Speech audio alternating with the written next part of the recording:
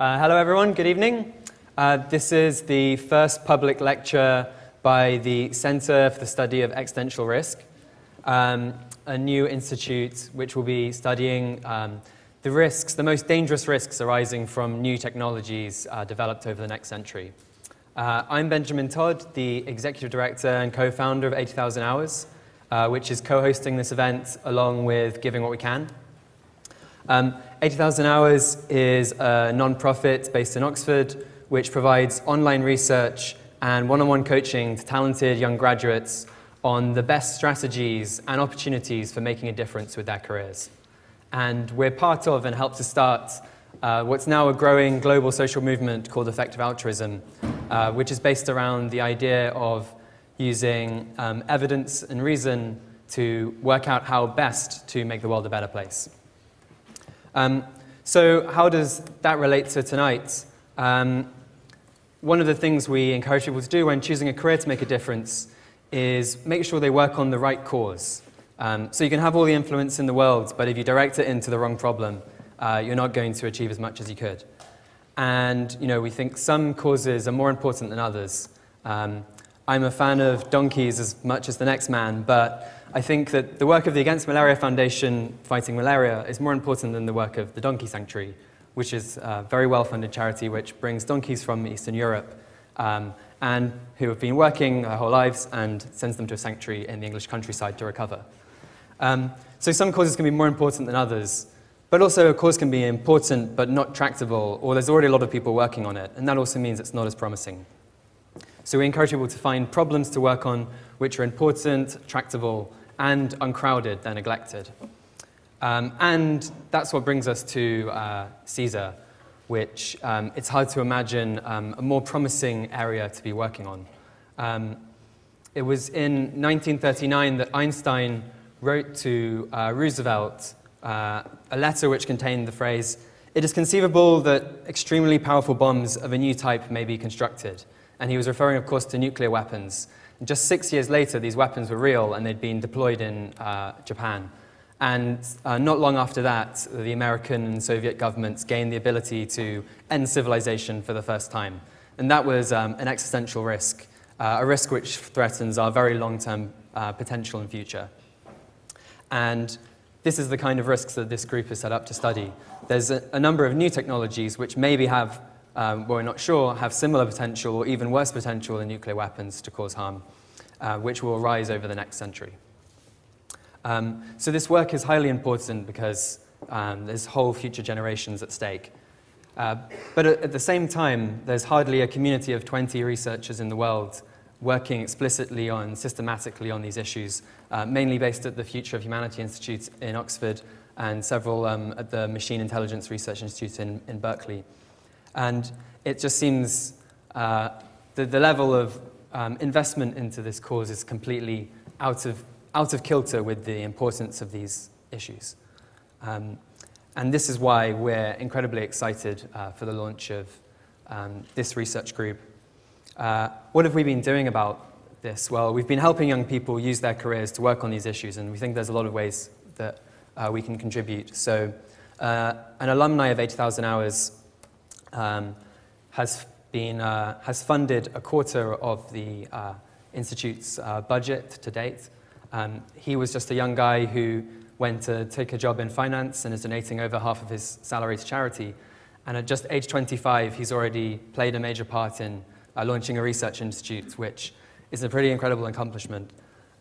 Several other 80,000 Hours alumni have been working to set up the Global Priorities Institute in Oxford, which does related research and has also been talking to policymakers at Number 10 about some of these issues and has presented a policy document about existential risk. So we're hoping that we can help see that some of this research sees practical application in policy. And finally, we're hoping that we can encourage some of the most talented young researchers of our generation, to work on these issues in their careers. So if you'd like to find out more about 80,000 Hours, please come talk to me after the event, or talk to Jacob there. Do you want to quickly raise your hand? And if you'd like to find out more about our events in Cambridge, tick the feedback form which is on your chair and fill out your email address. Okay, so now I'm going to turn over to the three co-founders of CSER. The final speaker, I'll introduce them in reverse order. So the final speaker is going to be Jan Tallinn, who's the co-founder of Skype and the co-founder of Kazaa, which at one time was the most trafficked site on the internet, as well as MetaMed. And he's one of the leading philanthropists in the world who works on funding research and other work to reduce existential risk. The second speaker is going to be Lord Martin Rees, who's the Astronomer Royal, has written over 500 journal articles, and has written one of the first books popularizing the idea of existential risk, which is called Our Final Century. And the first speaker is Hugh Price, who's the Bertrand Russell Professor of Philosophy at Cambridge, and played a major role in bringing these three speakers together to set the Institute up. And so now I'm going to hand over to him to tell the story of how CSER was started. Thanks a lot. Thank you, Ben.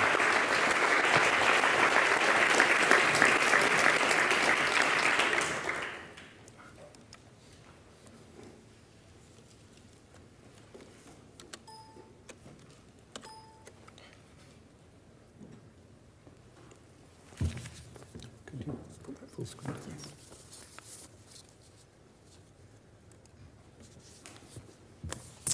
Thank you, Sean.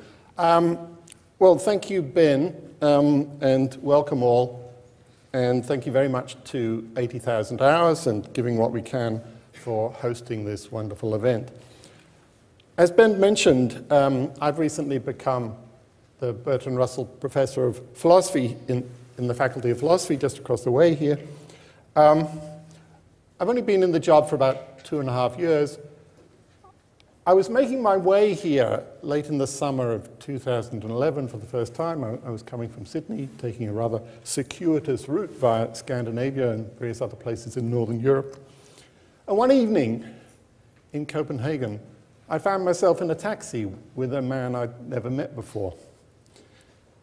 We hadn't met, but I knew who he was because we were attending the same conference, and there'd been an introductory session at the beginning of the conference 2 days before, at which everyone had a couple of minutes to say who they were, and I'd noticed that this man was there. He got up and said his name was Jan Tallinn, made a joke about coming from a place with the same name, and then said that he was one of the founders of Skype.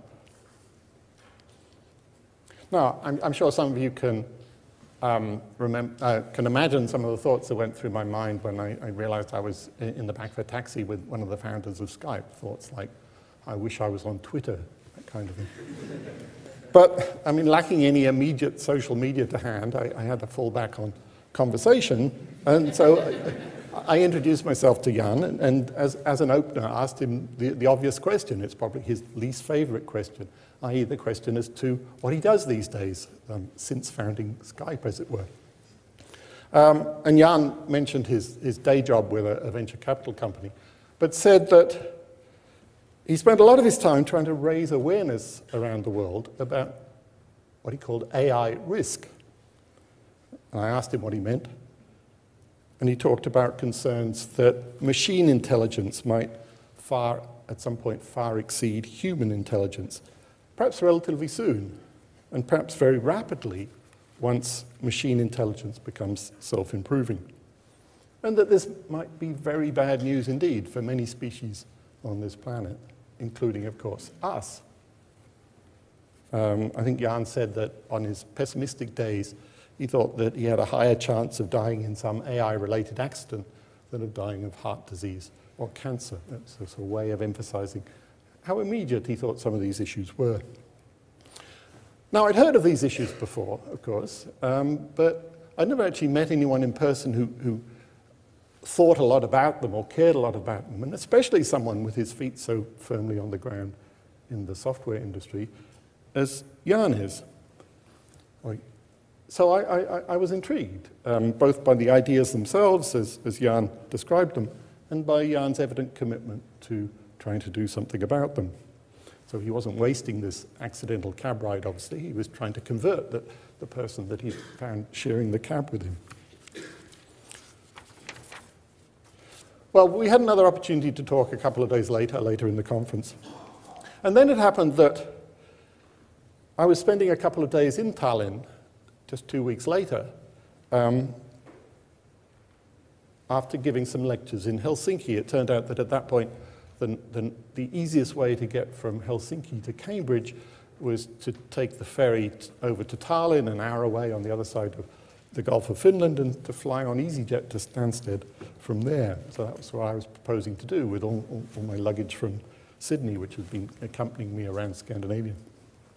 So I emailed Jan. I realized there was a chance we could meet again. I emailed him and asked whether he was going to be around when I was in Tallinn, and suggested that if so, then perhaps we could have a coffee or something like that.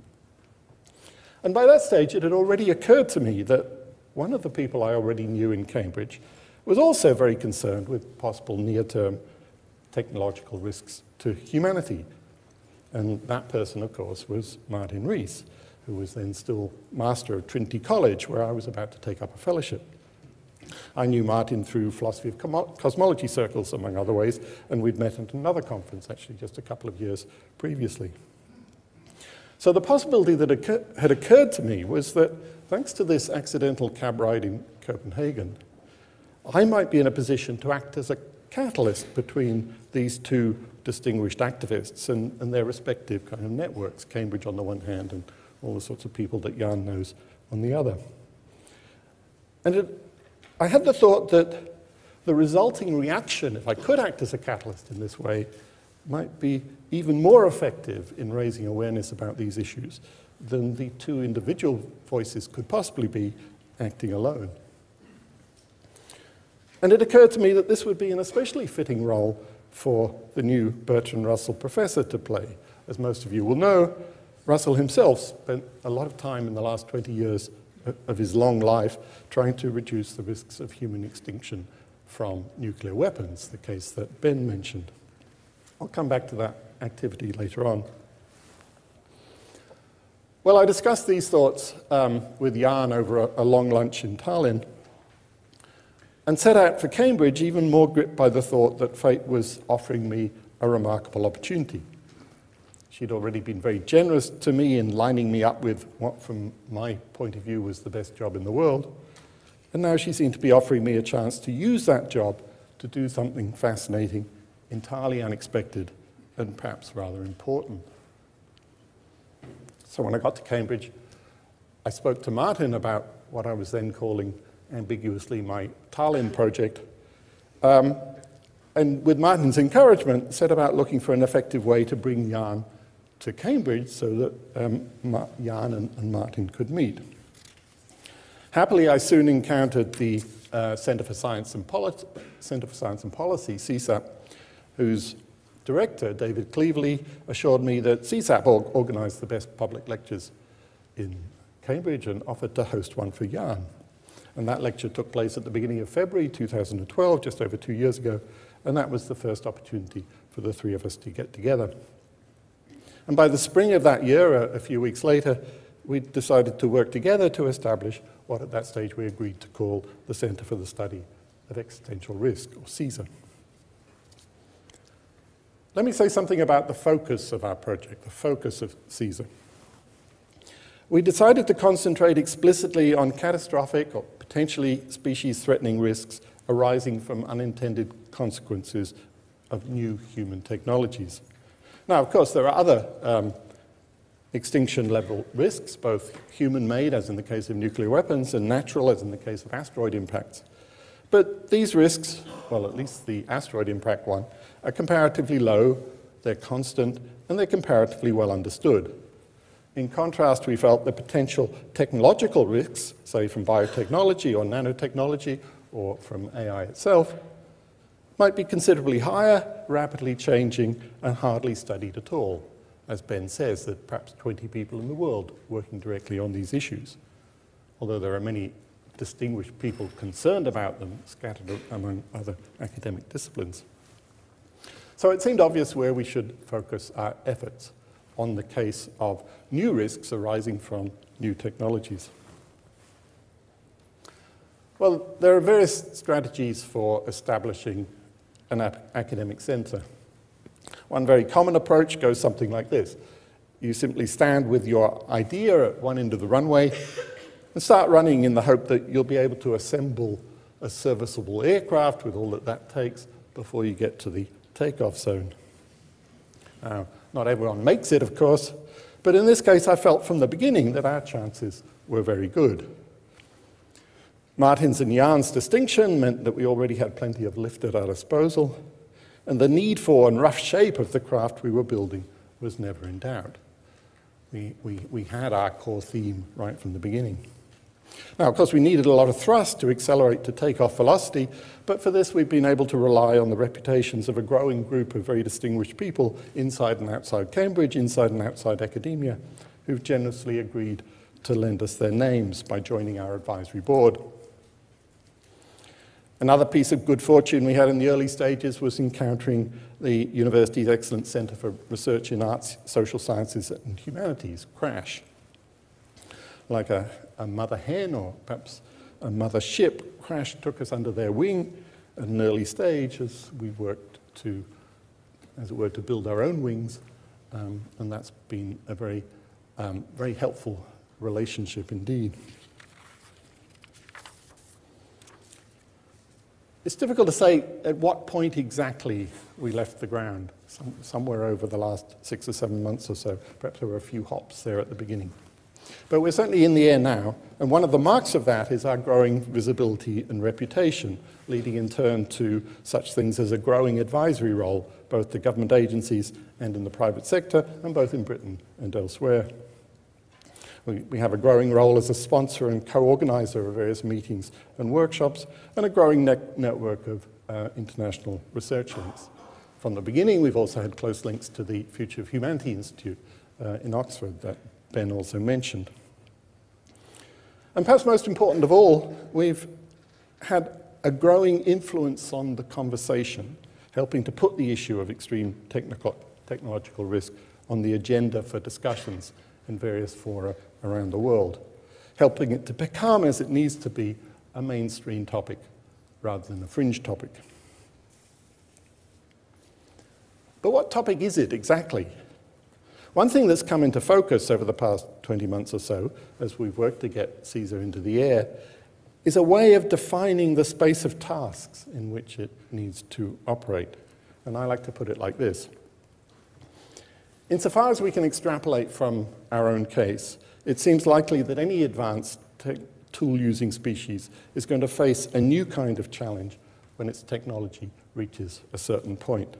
Roughly the task of ensuring that it doesn't wipe itself out with its own technological success.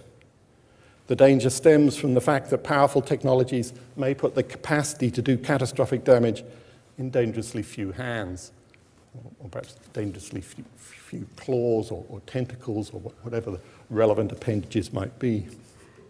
Or in the hands of other intelligences altogether, in the case of artificial intelligence.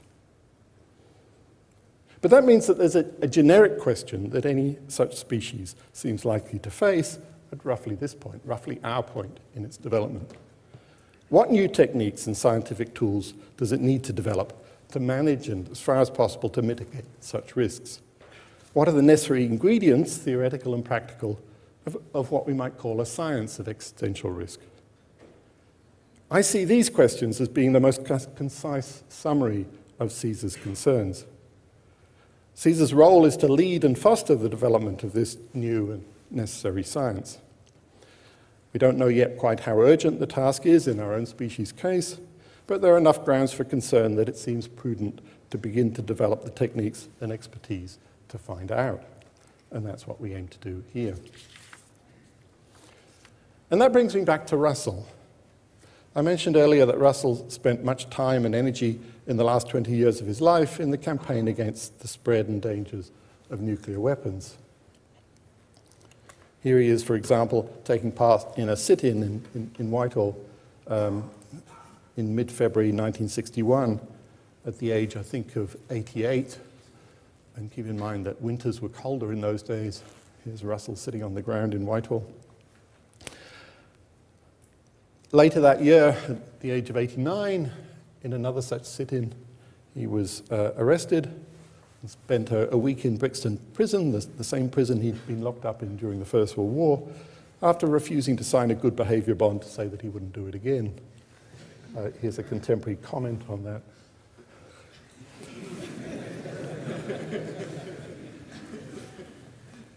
A few years before this, so this was 1961, a few years before that, at Christmas 1954, Russell had delivered a famous BBC lecture on the dangers of the H-bomb. He later wrote out that lecture by hand in order that a copy of it could be deposited in the Trinity College Library. And when I first joined Trinity a couple of years ago, it was on display in the Wren Library in a case next to a letter by the Trinity physicist Otto Frisch describing the first atomic test, of which he was an eyewitness. And I looked at Russell's letter again recently and realized that if we take a bit of liberty with Russell's meaning, we can read him as anticipating the need that CSER is trying to meet. So I want to finish by reading you the first page of Russell's letter. Here it is, written out by him in his 80s in a rather lovely green ink, which doesn't show up very well in this copy. Russell says, "I am speaking on this occasion not as a Briton, not as a European, not as a member of a Western democracy, but as a human being, a member of the species man whose continued existence is in doubt. The world is full of conflicts, Jews and Arabs, Indians and Pakistanis, white men and Negroes in Africa, and overshadowing all minor conflicts, the titanic struggle between communism and anti-communism. Almost everybody who's politically conscious has strong feelings about one or more of these issues," Russell says. "But I want you, if you can, to set aside such feelings for the moment and consider yourself only as a member of a biological species which has had a remarkable history and whose disappearance none of us can desire. I shall try to say no single word which would appeal to one group rather than to another. All equally are in peril, and if the peril is understood, there is a hope that they may collectively avert it." And then in the very last sentence on this first page of the letter, Russell says, "We have to learn to think in a new way." Now what Russell had in mind here, of course, as he goes on to say on the next page, was a new way of thinking about the way we conduct international relations to reduce the threat of nuclear war.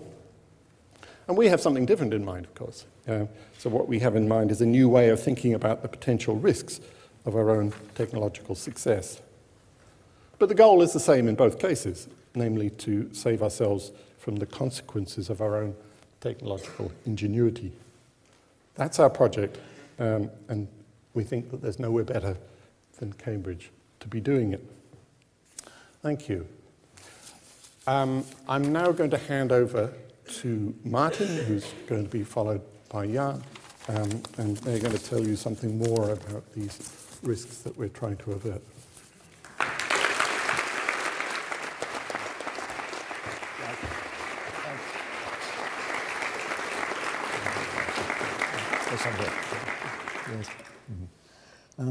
Well, good evening, ladies and gentlemen.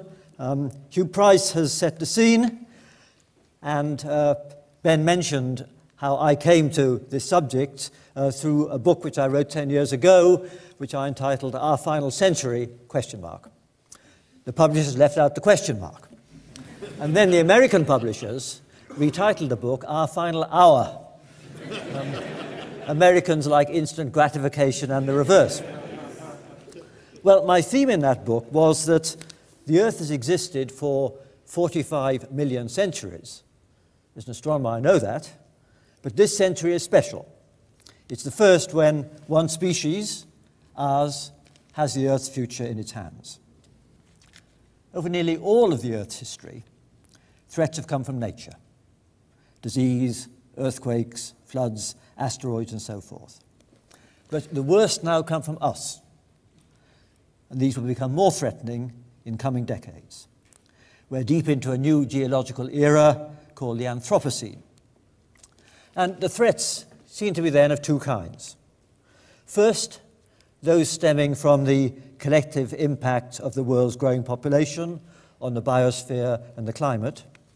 And second, those that could be caused by rather few people via misuse, by error or by design, of ever more powerful technology. Bertrand Russell rightly campaigned against thermonuclear weapons. At any time in the Cold War era, when stockpiles escalated beyond all reason, the superpowers could have stumbled towards Armageddon through muddle or miscalculation. The threat of global annihilation involving tens of thousands of H-bombs is thankfully now in abeyance. But there is, though, more reason to worry that smaller nuclear arsenals might be used in a regional conflict, or even by terrorists. But we can't rule out, later in this century, a geopolitical realignment leading to a standoff between new superpowers.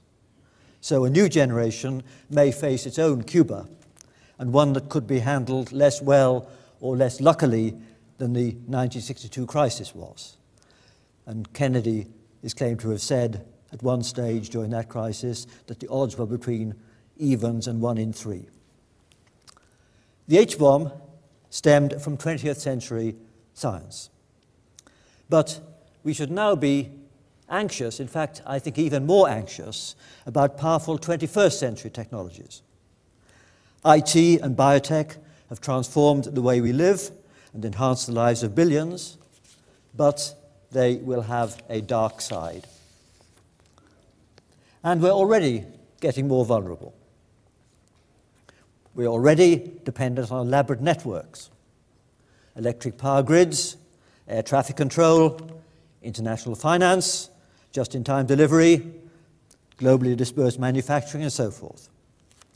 And unless these globalized networks are highly resilient, their manifest benefits could be outweighed by catastrophic, albeit rare, breakdowns. London will be paralyzed without electricity. Supermarket shelves will be empty within a day or two if supply chains were disrupted. There are benefits from living in an interconnected world, but the downside is that breakdowns or disruptions can cascade globally.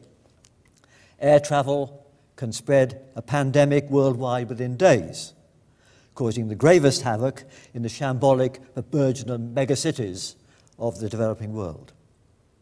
And social media can spread panic and rumor and psychic and economic contagion literally at the speed of light.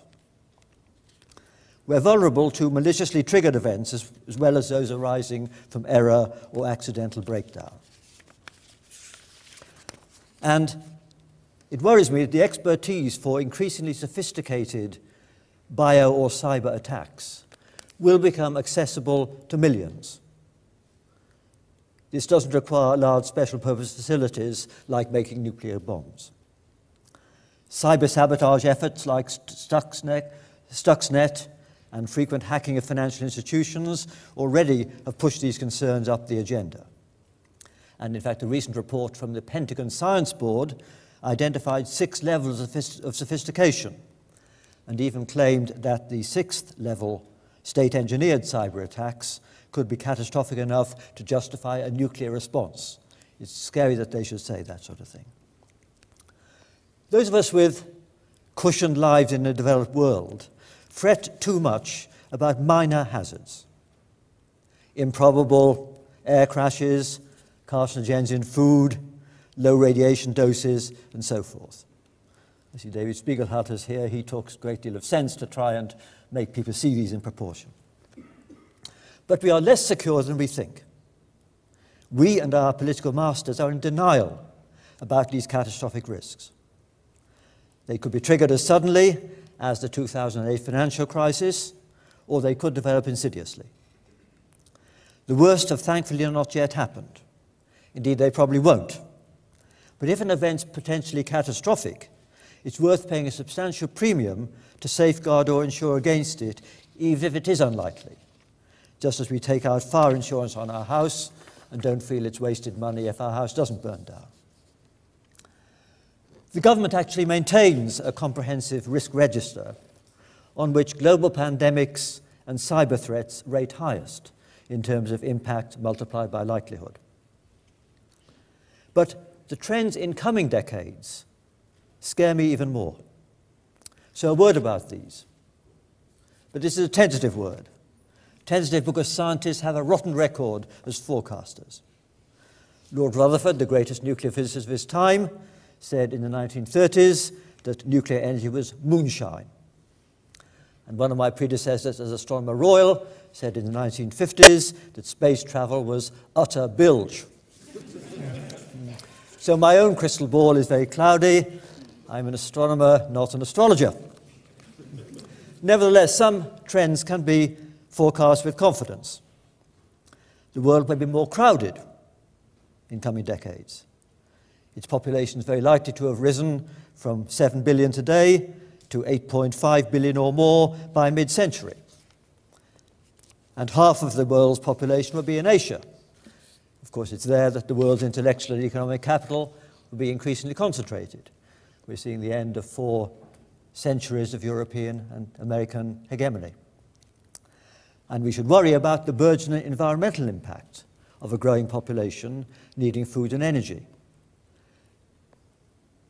A problem aggravated because hopefully those in the developing world are going to close the consumption gap with the more fortunate amongst us. And these pressures will be heightened because the world's going to be warmer, though we can't forecast by how much and how threatening climate change will be by then. The main concern, climate-wise, in my view, is the small risk of a runaway worst case, rather than the consequences of the median IPCC projections. Ecological shocks could irreversibly degrade our biosphere. These sustainability issues are familiar, but so also is the inaction in dealing with them. To put it simply, the inaction stems from the tendency in all democracies for the urgent to trump the long term and the parochial to trump the global. And I'm equally anxious, more so really, by a second type of threat, which isn't discussed so much. This is that technology will get so powerful that even individuals could trigger global catastrophes. We can't be sure what the greatest advances are going to be. The iPhone would have seen magic even 20 years ago, so looking 50 years ahead, we must keep our minds open, or at least ajar, to what may seem science fiction today. Within a few decades, millions will have the capability to misuse rapidly advancing biotech, just as they can misuse cybertech today.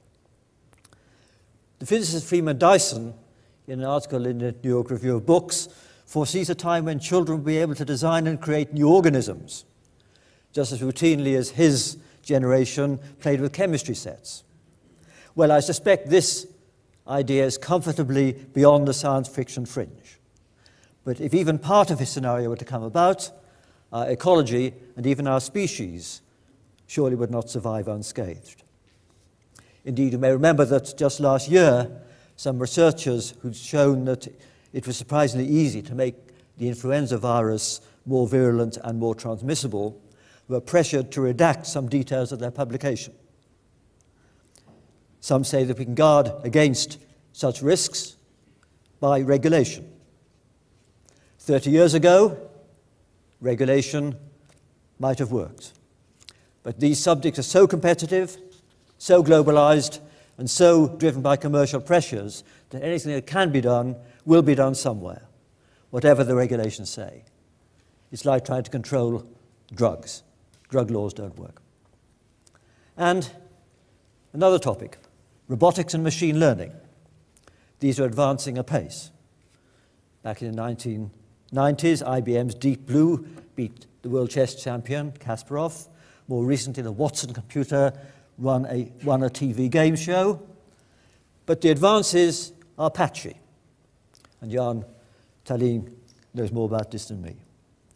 Robots can't yet recognize and move the pieces on a real chessboard as adeptly as a child can. We can't have robots to do things like tie our shoelaces or cut our toenails. Later this century, however, there may be robots that can relate to their surroundings and to people as adeptly as we do. This will raise challenging ethical issues. Should we be concerned about them? Do we have responsibilities to ensure they're not underemployed or bored? Moreover, we may need to confront some science fiction scenarios. Dumb autonomous robots going rogue, or a network that could develop a mind of its own and threaten us all. And Jan Terlien will be saying more about that. If we can one day augment our brains by silicon implants, the next step might be to download our thoughts and memories into a machine. Futurologists like Ray Kurzweil talk with a straight face about an era when humans can transcend biology. He even thinks that some people now living could attain immortality, perhaps by abandoning their bodies and having their brains downloaded. In old-style spiritualist parlance, they would go over to the other side. You may have seen there was an article about Kurzweil in The Observer last Sunday.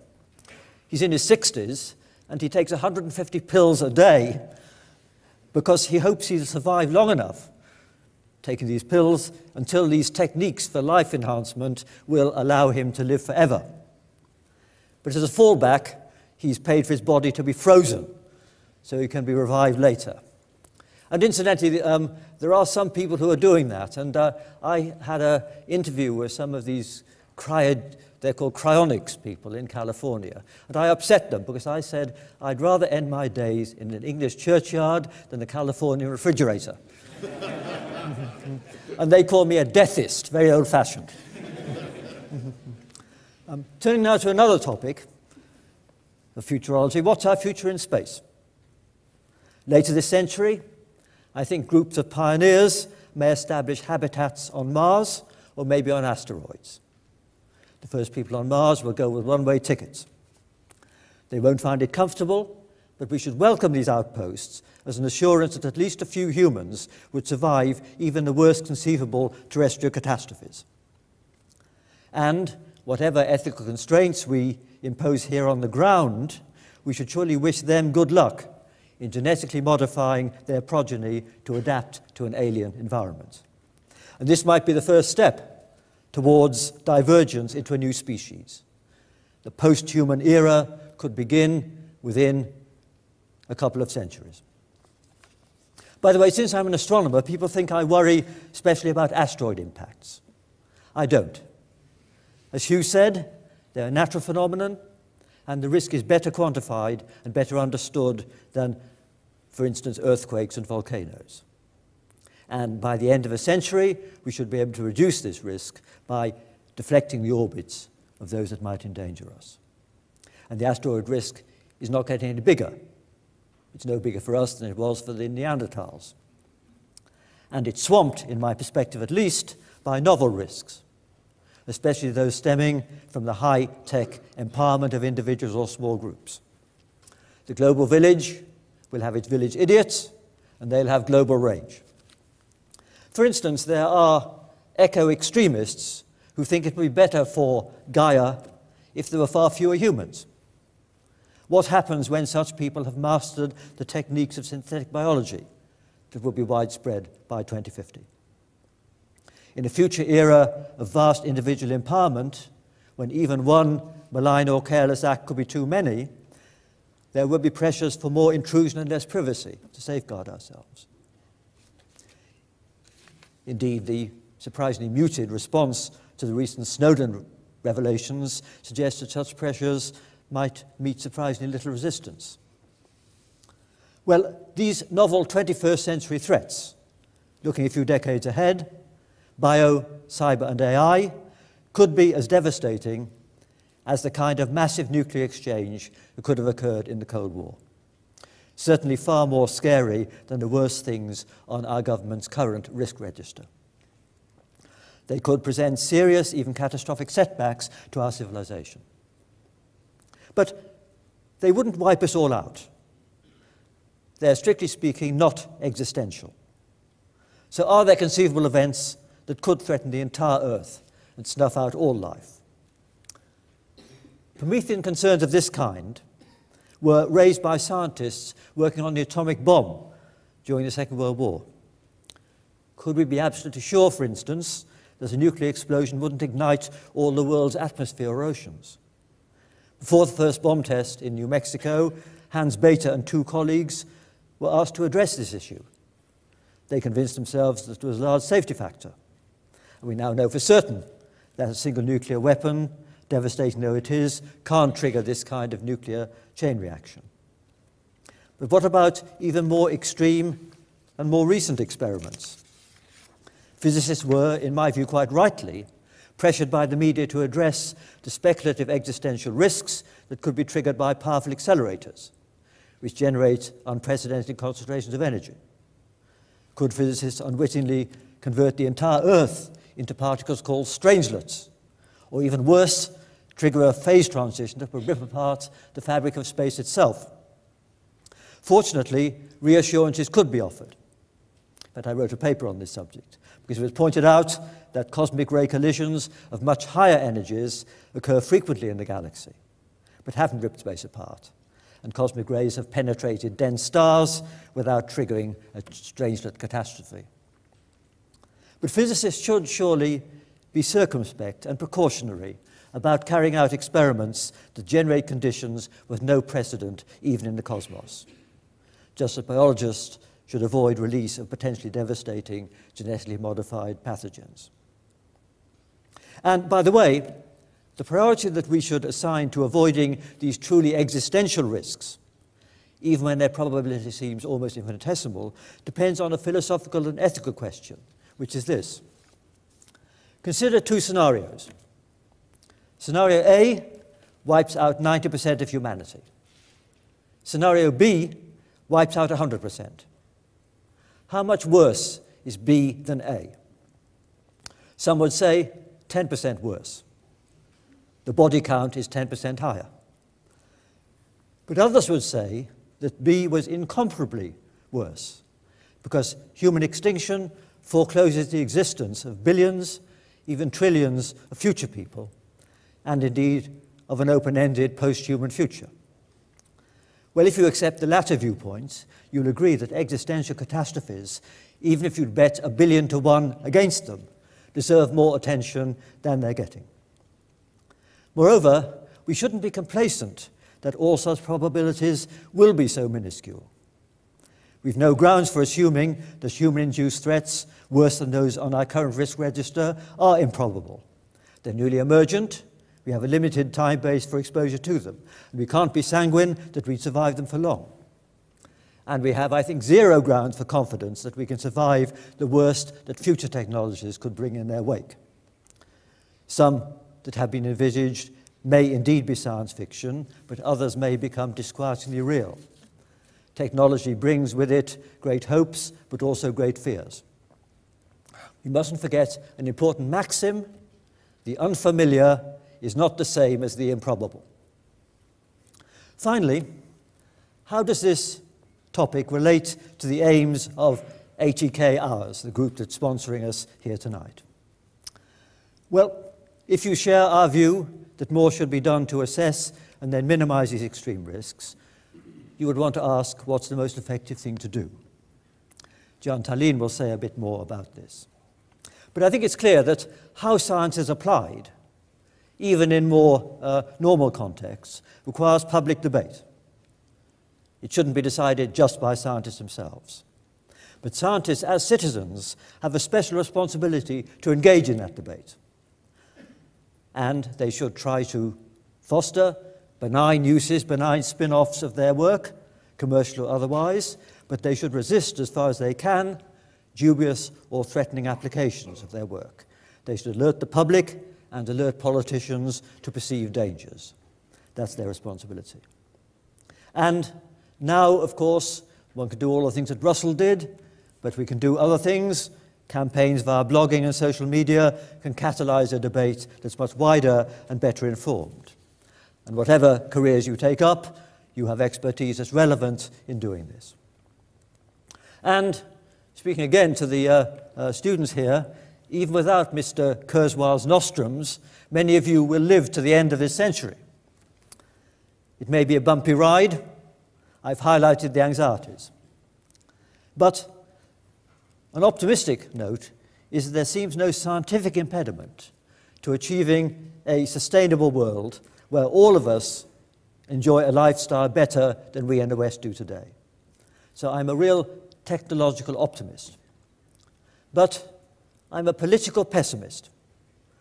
The intractable politics of sociology, the gap between potentialities and what actually happens, does engender pessimism. Politicians look to their own voters and the next election. Stockholders expect a payoff in the short run. And we downplay what's happening even now in faraway countries, and we discount too heavily the problems we leave for new generations. Without a broader perspective, the public will never be adequately motivated to stem the risk of environmental degradation, to prioritize clean energy and sustainable agriculture, and to handle the Promethean challenge posed by ever more powerful technology. Our government promotes its current economic policies by claiming that we're all in this together. Many of us are rather cynical about this, of course, but it's not cynical to say that we are all on this crowded earth together. We are stewards of a precious pale blue dot in a vast cosmos, a planet with a future measured in billions of years. And it's up to us this century what happens to it. And before handing over to John, I want to finish with a quote from a BBC talk by a more recent scientific sage than Bertrand Russell, the biologist Peter Medawar. He said, I quote, "The bells that toll for mankind are like the bells of alpine cattle. They are attached to our own necks. And it is but our fault if they do not make a tuneful and melodious sound." Thank you very much.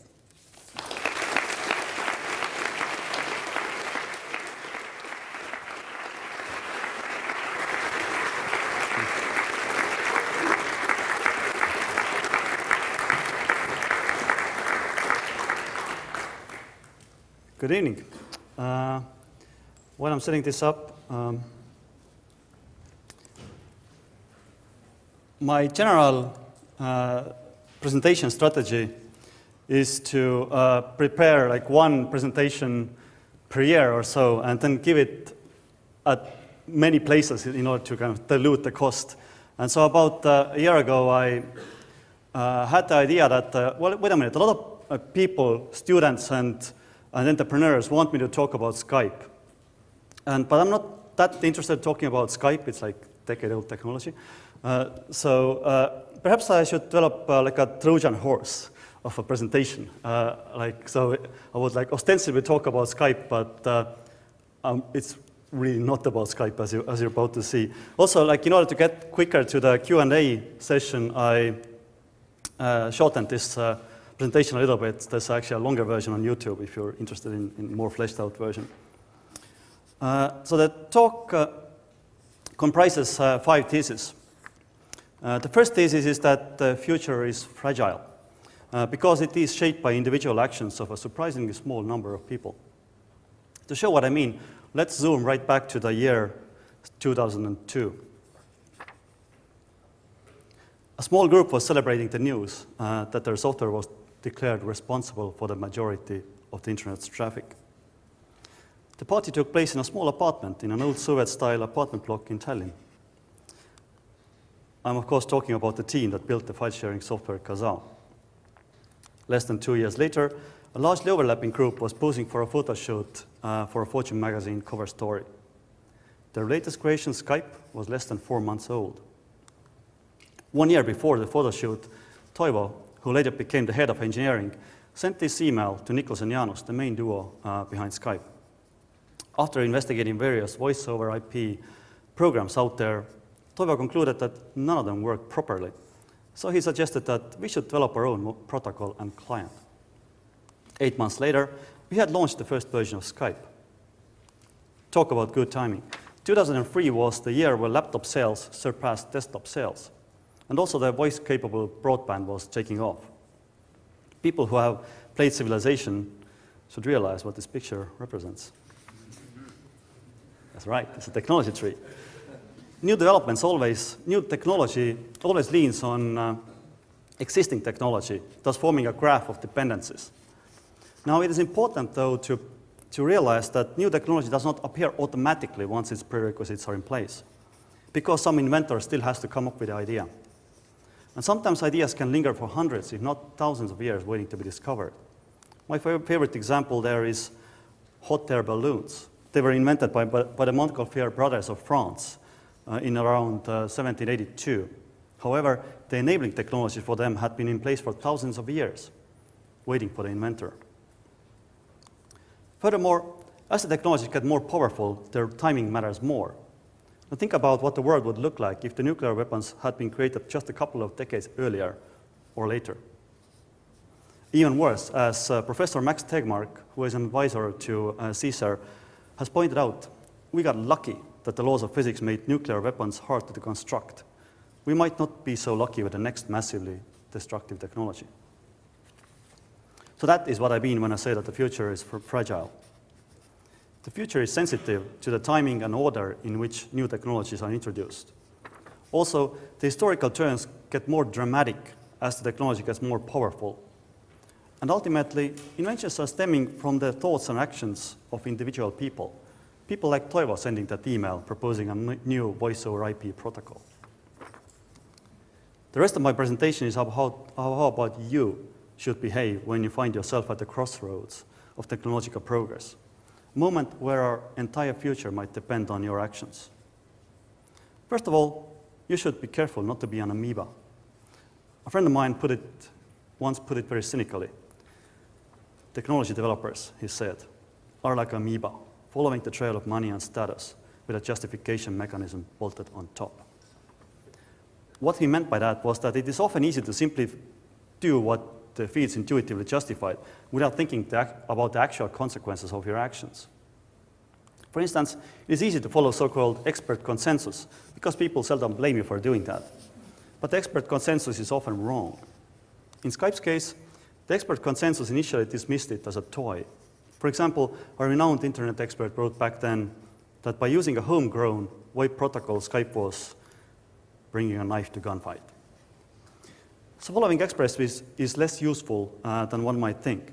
But what about social signals, such as opinions of your peers and so-called common sense?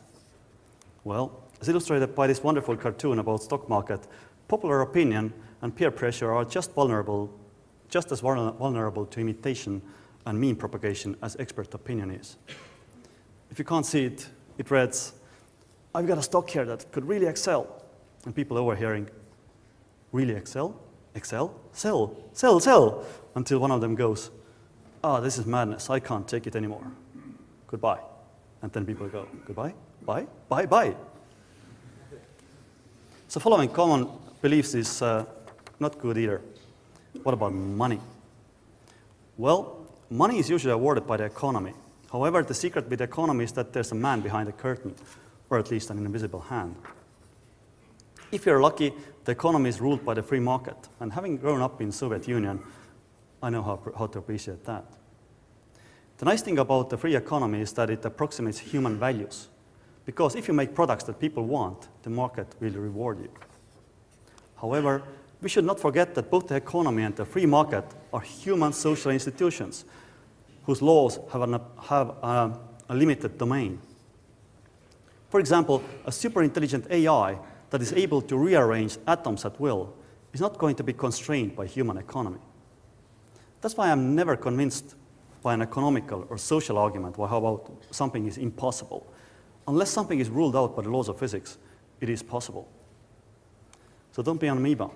Blindly following the crumb trail of money and social status will not guarantee a better future. Instead, look behind the incentives. Try to understand the mechanisms that generated them and be conscious of where they are actually leading you. So what would be a good alternative to the amoeba trail? Which trail should you follow? Well, ideally you should try to maximize your positive impact. That is, pick your actions based on their expected effects on the world. Let me illustrate this with another personal example. 1st of September 2005, Janos had just flown in from London to discuss the decision to sell Skype. To avoid being overheard, we had to retreat to the office parking lot. Of course, this topic wasn't new. We had met various suitors before. For example, Here are Google's M&A representatives teaching us drinking games in the spring of 2005. Google did not agree to pay the asking price, though, but another company did. I think you'll learn a lot from us, but I think we'll learn a lot from you too. So, welcome to eBay, and congratulations to Skype. Cheers. Cheers. And if you guys, when we leave my team here, the Texas here tonight, Be nice. we do the famous 5 stages. Don't tell me about it. And the millimillimeter. And the what? Now, had I followed my new amoeba advice myself? Not really. Luckily, my trail did not lead to a disaster. It became very clear, though, that I had been on rails, so to speak, because it was not obvious at all what should I do next. And even remember a friend of mine asking, "So Jan, how does it feel having your life's work done at such an early age?" Implying that it's all downhill from here. After some soul searching, I came to realize that I really care about maximizing my positive impact on the world. But how do you make deliberate progress towards such an abstract goal? Well, here's a model that I ended up with. Picture the action of fastening your seatbelt. Because the future is uncertain, there is no guarantee that the seatbelt will actually help you. It might make things even worse. Yet, on average, fastening your seatbelt is still a positive action. It reduces the number of negative scenarios while increasing the number of positive ones. So this is what I mean when I say that an action has a positive impact. Now, in order to maximize the impact, one should go from saving your own life to saving a lot of lives, possibly the entire planet. If you recall what I said earlier about the future being fragile, it should not surprise you that, in my view, the global equivalent to fastening the safety belt is try to shape the technology tree to minimize the risks and maximize opportunities for the entire humanity. So, to that effect, I'm supporting a growing ecosystem of organizations, 80,000 hours among them, that are doing research or otherwise supportive of the research, how to survive the risks and tap into opportunities. I call it the X-risk ecosystem. Because there is no automatic amoeba trail leading towards such research, very few people are doing it, as Ben estimated, perhaps 20.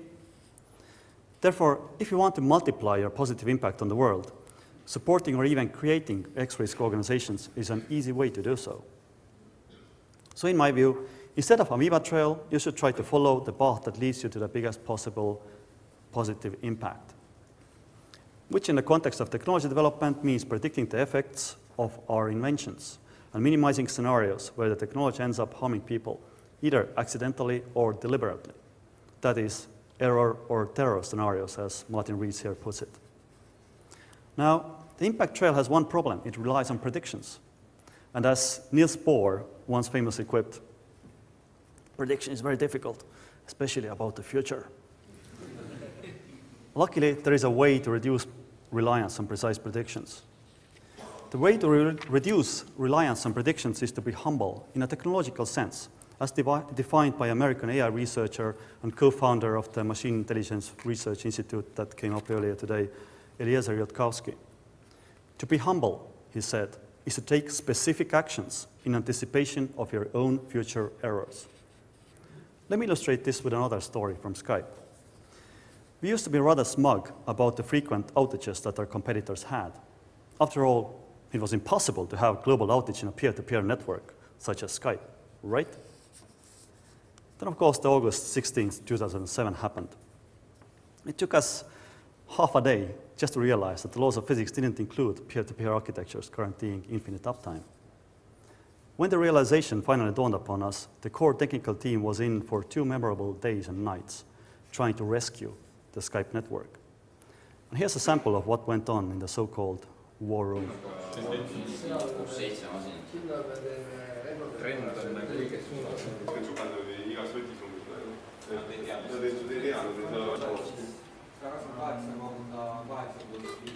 meil ei ole mingi täitkohta peal, meil on vaja saada üks huvitav mingi oleks, kus asi sekretärid välja. Ei ole, lihtsalt on selle veits alla. Kirjuta imadise 21.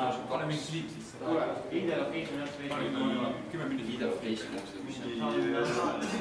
Kust rohkem? 10 sekundit sleep. Jah, mul läheb ka meenuma, miks seda vaja on.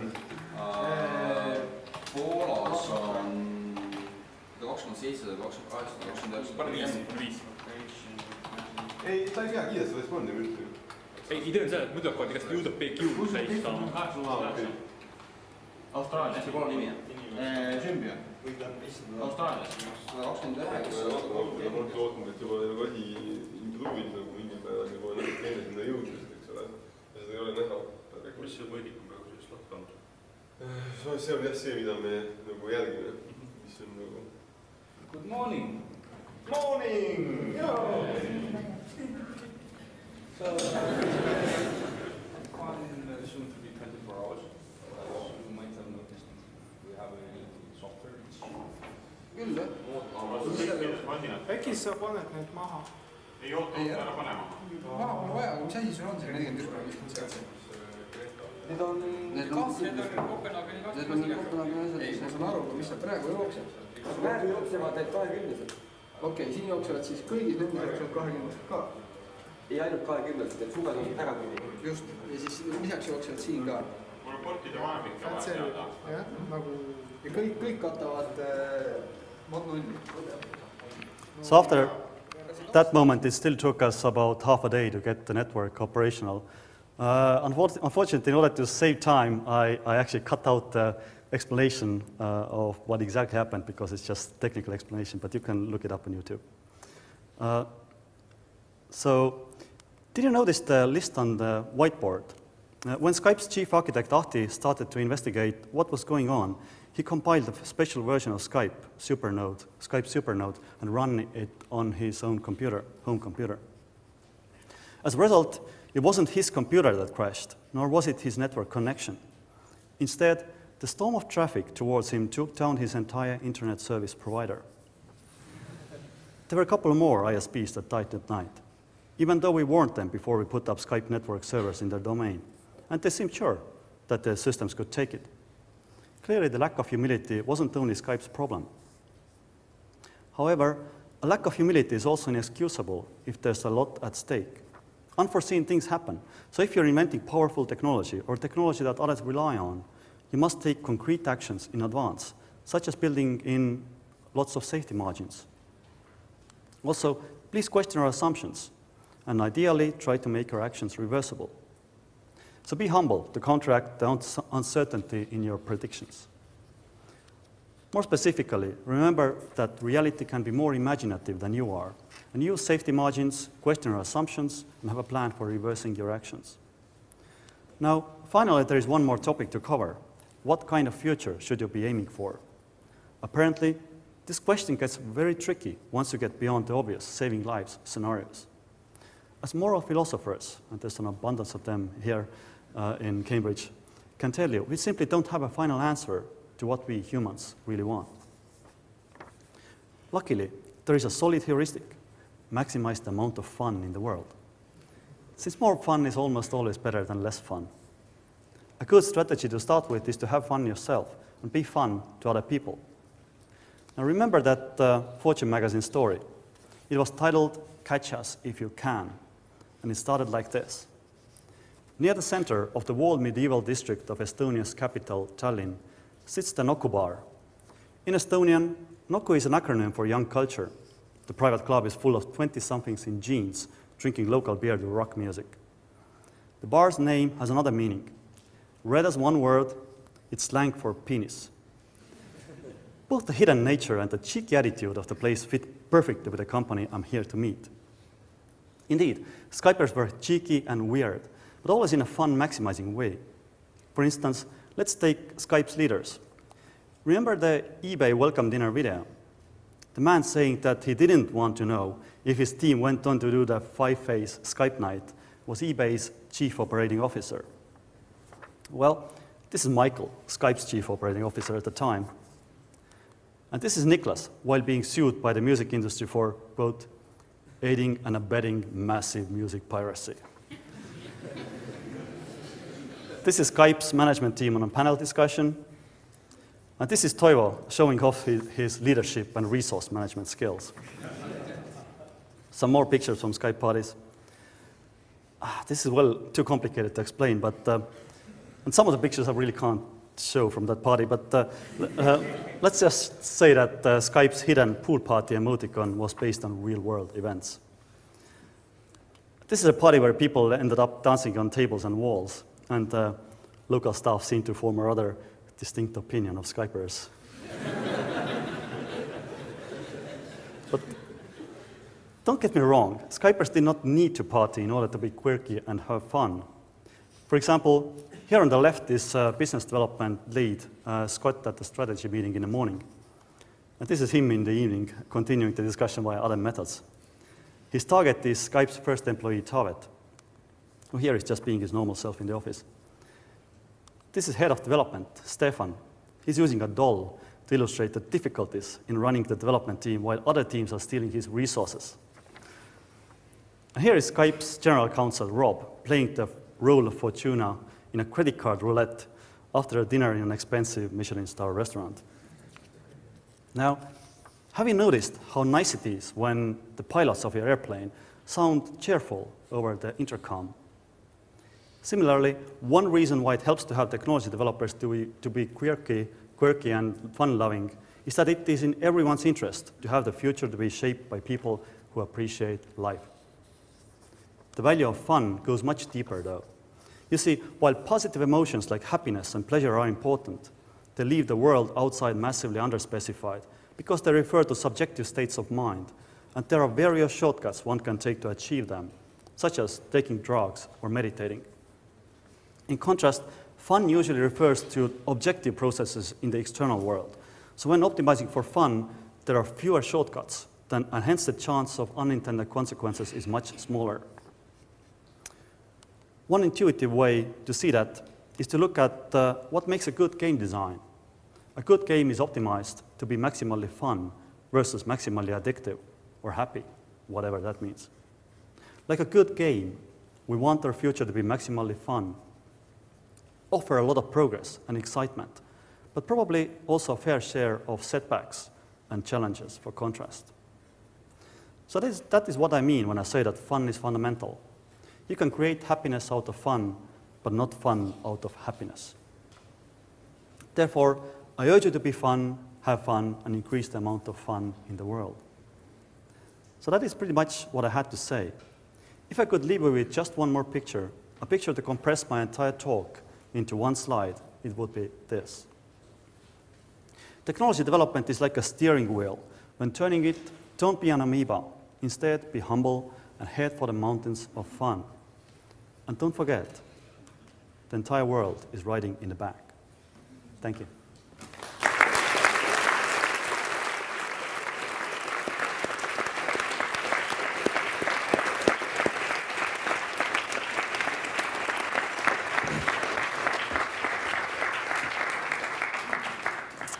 Thank you to our speakers. We have about 20 minutes for questions now, which are going to be chaired by Hugh. And then just a quick reminder, please fill out the feedback forms on your desk.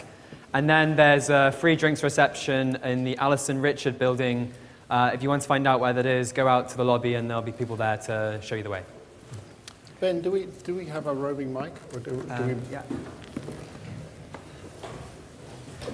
Okay, Sean, should be one on the way. Okay, so there's a roving mic on the way, but while we're waiting for that, is there somebody with a reasonably loud voice who would like to ask the first question? You, sir. What is your kind of favourite terrifying existential risk? My one, I mean, we want to emphasize that we're not picking favourites. I mean, some of the coverage that we've got, some of the media coverage, has given the impression that we're just concerned about the robots taking over. We want to emphasize that that's not the case, and the kinds of risks that we're talking about. I mean, the foreseeable possibilities are in at least three areas, as I mentioned. There's the IT, biotechnology and nanotechnology. And there are almost certainly ones that we haven't foreseen yet because the technologies just haven't come along. As a philosopher, the one I find most fascinating, in some sense also the most scary, is the IT one. Because I do think that there's quite a strong case for thinking that the planet as a whole is on, relatively speaking, on the verge of a really remarkable transition, which is the transition that happens when intelligence escapes from organic forms and comes to exist in other forms, and is hence free of lots of restrictions that it has in organic forms. I mean, restrictions due to speed and capacity and so on. I think that whatever happens, that's going to be one of the biggest things that's ever happened, not just to us, but to this planet. And so, even if you're a total optimist, I think that that in particular is worth thinking about very hard at this stage in our development. Also, I would say that the thing about AI risk is that it's the only existential risk that has a very strong positive side. If things go right, they will go very right, in the sense that it can be actually used, AI can be used to address the other risks and other problems that they might have. Therefore, it's a kind of double-edged sword and can be used to maximize your positive impact, which is important. Yes, that was going to be my follow-up. What do you think about using AI to mitigate Yep. the other risks? It turns out it's people who have actually thought about it, turns out it's really, really, really hard to use AI for positive impact in the long run, because the target that we have to hit with AI is very, very small, in order to actually be confident that once it's out there and builds new AIs, that build new AIs, that build new AIs, it's going to do the right thing.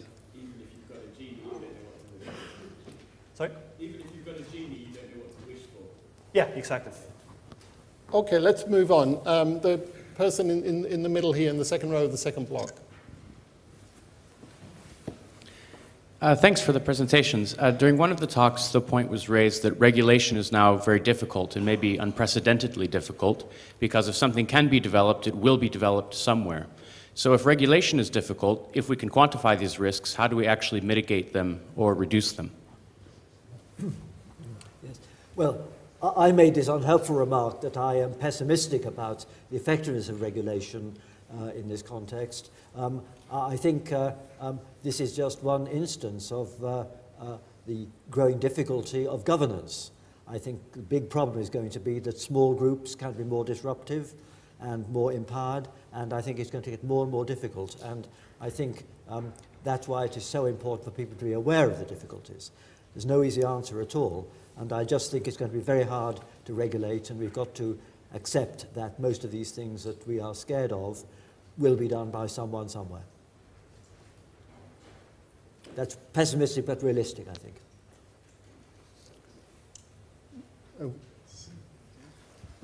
It's a question from Martin Rees. What do you make of the fact that we've not yet found any evidence for intelligent life anywhere else in the universe? Do you think that suggests that the hope of stopping ourselves annihilating our species is actually unattainable? Because presumably elsewhere in Andromeda Nebula or whatever, they'll also have had CSER, they'll also have had committees trying to prevent themselves destroying each other, and yet no evidence that anyone's yet succeeded. Yes. Well, of course, we don't know how likely it is that there's even simple life elsewhere, nor do we know how likely it is that simple life will become intelligent. But indeed, there is this famous puzzle about why the aliens aren't here already, if there are lots of them, because some would have evolved on planets that formed 1 billion years before our sun formed, and therefore would have a head start. So indeed, one idea is that there is some sort of so-called filter which stops any intelligence getting beyond a certain level. It could be that there's a filter at an earlier stage. It could be that simple life doesn't evolve into anything as complicated as us. We just don't know. So I just think we've got to search for evidence for life, try to understand how life began, and also not be too anthropomorphic, because we realize that AI, if it's developed, is going to be completely alien, have completely different goals from human beings. That's one of the reasons why it's so dangerous.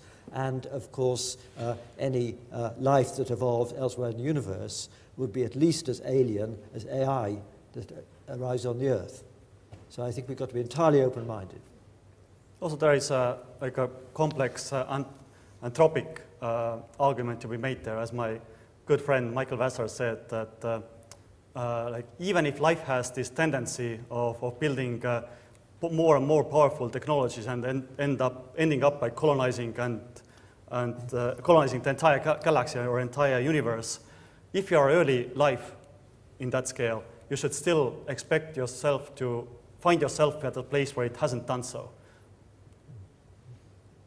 Well, I think to put a footnote to that, it could be that life is unique to the Earth, or advanced life is, but the other thing we learn as astronomers is that the time lying ahead is as long as the time that's elapsed up till now. So we are not the culmination of evolution. Even on Earth, there's time for as much further evolution, and that evolution is going to be faster because it's going to be on a technological time scale, not a Darwinian selection time scale. So the future of life, and maybe it'll be inorganic rather than organic, is more prolonged and probably far more wonderful than what's happened up till now.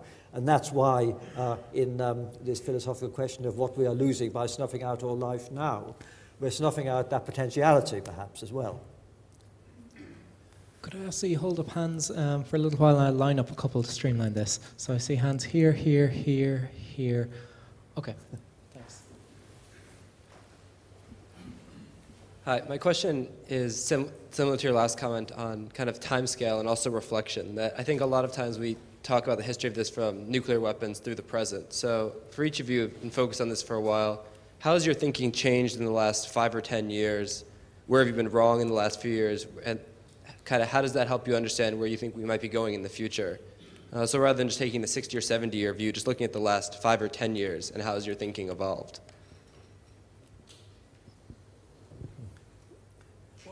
My thinking tends to kind of fluctuate as I learn more and more interesting considerations about the future. So it's like it probably would take me too long time to actually give a comprehensive answer here. But there is an interesting paper that the Future Humanity Institute did about how hard it is to create superhuman intelligence using brain uploading. So and the interesting thing about the brain uploading is that it's a technology that can be analyzed. You can look at the trends of how quickly the microscopes are getting more powerful and how quickly the Moore's law is advancing computers, and then extrapolate from there. And they did actually a Monte Carlo simulation that gave a distribution of when exactly, or what is the chance of getting brain uploads given a year on this century. So this is I think an interesting work that has kind of is actually rooted in reality and analyzes when points out that there are significant chances of getting completely disruptive technology this century. And this is just one technology. I think the one thing I've learned as I've got older is how bad we are at predicting things. The more you watch events change over decades, you realize that the direction is unpredictable and the speed even more unpredictable. And I think we just have to be open-minded, and that's why I think we've got to explore all these scenarios, even those that seem a bit crazy, because they may happen quicker than we think. And I think the big change in my thinking is the one I already told you about when, as a result of that cab ride in Copenhagen, I found myself in the kind of position that Jan had on his final slide of realizing that my personal road or amoeba trail or whatever it was had an exit for it, and there seemed to be increasingly vivid lights flashing and saying, go this way, go this way, go this way, this is more fun. And that was the exit which led us here. So that's the big change in my thinking. Question here. Thanks. David Cleveley, Founding Director, Centre for Science and Policy. Thank you very much for the name check earlier. Very pleased to have helped you with this. I've got a practical question, which is, given that, in particular, Lord Rees, you are a political pessimist, what kind of governance structures do you think we're going to need to be able to deal with this at a practical level for the planet? And are those governance structures going to have to be specific to each risk, or can we have something that copes with everything? Well, I express pessimism, and I have no easy solutions. We all know what the trends are. The trends are that a small group can be more disruptive than ever before, and many of the issues we want to address transcend national boundaries, and many of the common interest groups transcend national boundaries through modern media. So everything is a very complicated matrix where traditional national boundaries become less and less relevant and less effective. And we do need to bear in mind that even very small groups can potentially have a huge impact. That's just saying how difficult it's going to be. I don't have a solution, but I think this is something we do need to worry about. And my view is that it's, although I don't have a very strong view there, in fact, my model of governments is pretty poor. I don't know exactly what's going on. As one kind of corollary of what Martin says, that the future is going to be increasingly in the hands of fewer and fewer people, it becomes more feasible to just talk to them, identify all of them, and network. This is one of the things that I'm trying to do. Hence my investments in AI companies and just hang around in the kitchens of AI companies, which I have done. And I think that model is probably to some extent a general one. David, you asked whether the answers were likely to be risk specific or not. It seems to me that particular one, which you might call a self-governance model, where you try and encourage developers within the individual technologies to think in the way that Jan was recommending, to think about their consequences of their actions. It seems to me that in some ways that may well be a more promising model than a model which requires new structures at the level of governance at the other end of states or state cooperation. That said, the governments still have ridiculous resources.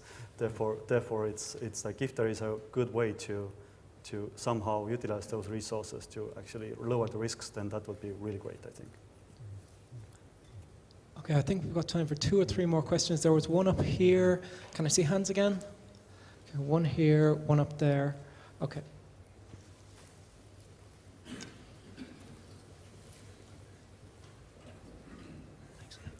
Robert Henderson, Imperial College London. So I'm actually an AI researcher. I've recently completed a PhD in AI.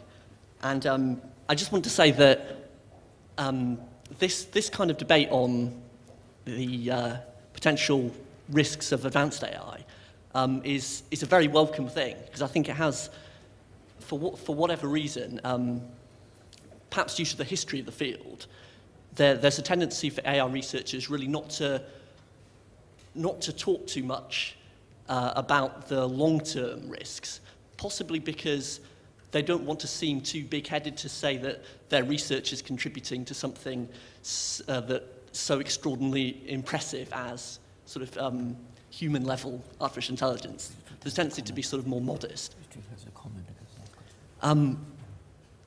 So I want to say this is very welcome. But one question I have is, do you think that, have we reached a period in the history of science where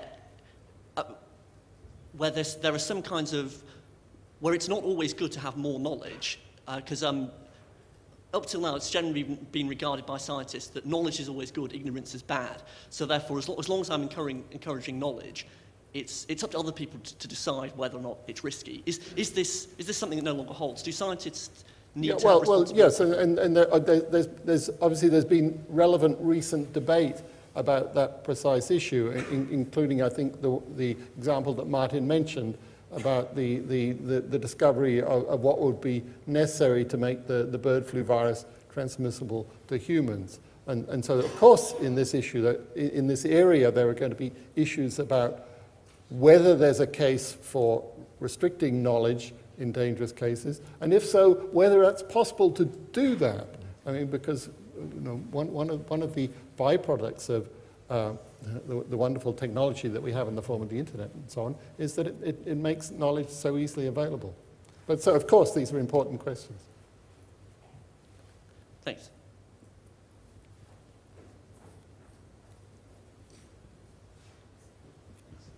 Hi, Jan, when you say have fun, is there like anything actionable you have in mind? Like, is there is there like a research going on into exactly what kind of thing we want that to be? That is a really good question. I think you have to watch the longer version of the talk on YouTube. Yeah, well, yeah. I mean, I have certainly, like, as I've gotten older, I've discovered.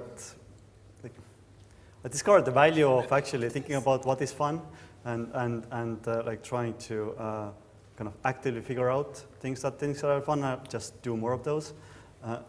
But now that you mention it, like, I'm actually not aware of what is there like a fun research?